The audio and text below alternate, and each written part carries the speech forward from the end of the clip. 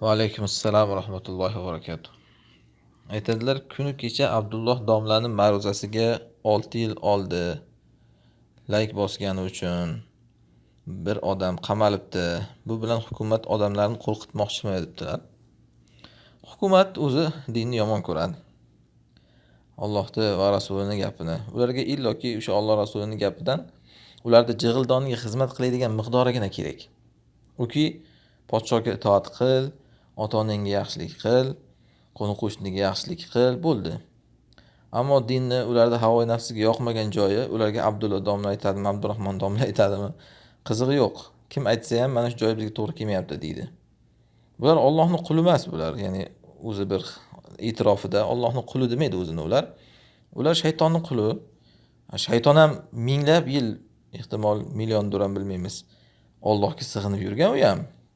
Lekin qachon uni jig'ildoniga to'g'ri kelmagan joyi kelganda, mana shu odamga sajda qilasan degan joyi, o'shanda keyin shaytonligi tutib ketgan, yo menga bo'lmaydi bu yeri degan. O'sha bilan shayton bo'lgan. Bular ham shunaqa shayton deyapman. Buni qaysi domla aytadi, qizig'i yo'q. Ular aytadiki, mana joy to'g'ri kelmayapti bizga deydi.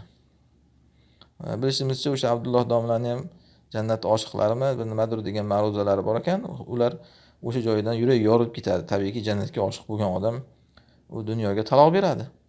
Dunyoga taloq bergandan keyin u odamni hech narsa qo'rqitmaydi.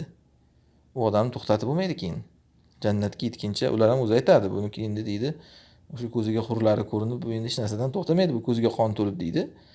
Aslida din insonni nima uchun jannatga qiziqtirgan? Mana shu uchun mana shunaqangi tog'ut zolimlar uni qarshisida tura olmasin. Lekin bular endi aynan mana shuni istaydi. Yo, biz qarshimizda tursin deydi. Ya'ni biz to'xtadigan joyda to'xtasin deydi. Ana shuning uchun shunaqangi joy ularga yoqmagandan odamlarga tahdid qilib qamatadi. Buni kim aytishini zarracha farqi yo'q. O'zlarini chiqargan mullasi aytadimi, tashqaridagi domlalar aytadimi, kim bo'lsin, ular bunga tabiiyki qarshi chiqadi. Shuning uchun odamlar dindan qo'rqitish ham maqsad aytganimizdek va odamlar umuman ularni chizib bergan diniga amal qilsin, Allohning diniga emas. Ularning g'oyasi shu bundan. Allohu alam.